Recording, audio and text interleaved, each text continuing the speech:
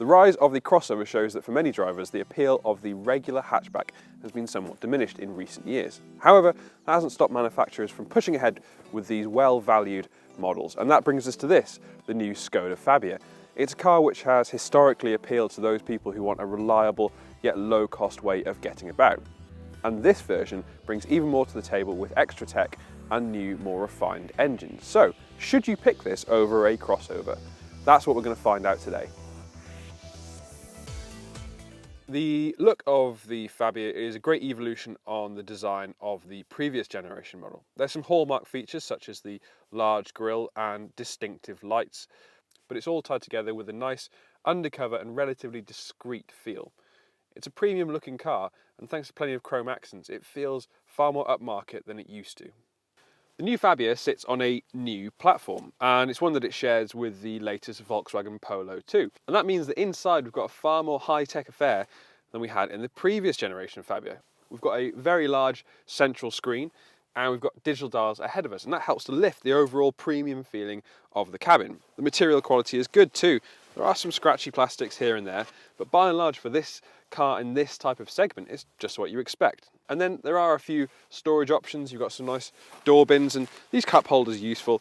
Overall, it's a very pleasant place to be, and it feels as if this car is just trying to push upwards into the market and push into that premium sector just a little bit more than before. Despite being a relatively compact car, the Fabia does offer a lot of space for those people sitting in the back. Now, the driving seat is in my position, and I'm just under 6 foot, and I've got plenty of knee room, and despite having a full panoramic sunroof, which usually eats into space, I've got a good amount of headroom too. Elsewhere, we've got some clever little storage features, such as this mobile phone pocket, and then a larger pocket behind it.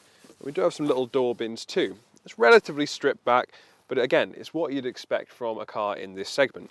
There aren't, however, any charging points there, which I feel is a slight missed opportunity, though there's likelihood that you could probably add those in as an optional extra should you really need them. Boot space, the Fabia offers 380 litres with the seats up, and then you can increase up to 1,190 litres by folding the rear seats down.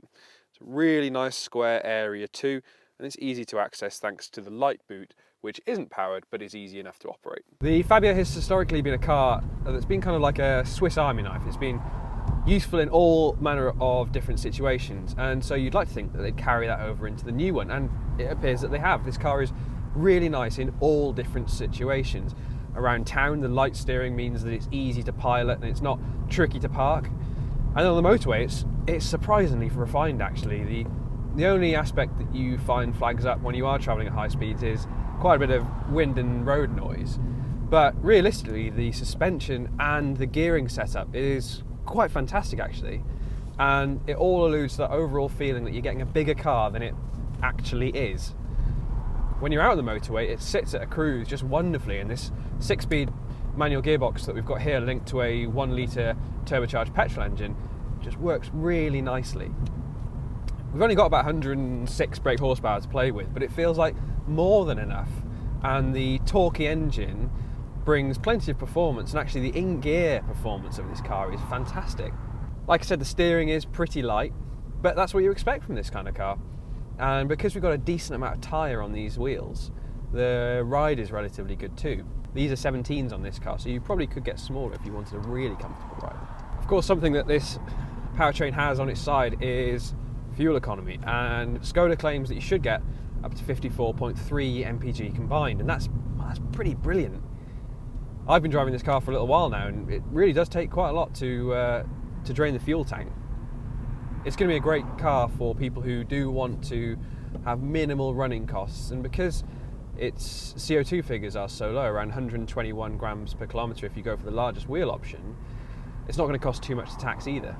Also, because its CO2 figures are relatively low, and even with the largest wheel size it sits at around 128 grams per kilometre of CO2, it's not going to cost too much to tax either. Again, insurance for a small capacity engine with a limited amount of power is going to be pretty minimal. So if you are looking for a car that's going to bring all those costs right down, then the Fabia is going to be really appealing. There's just a great sense of space in here too. The cabin is bright and airy, there's good visibility, the pillars are relatively slim too, and it all creates a car that you just feel quite comfortable in almost immediately. It doesn't take an awful lot of getting used to. You can jump in, drive, you don't have to worry. Would I change anything about the driving experience? Well, for me it's only really that road noise that disrupts what is otherwise quite a quiet cabin. But you've got to remember that this car starts from just over £19,000, which isn't an awful lot for a brand new, well-sized hatchback.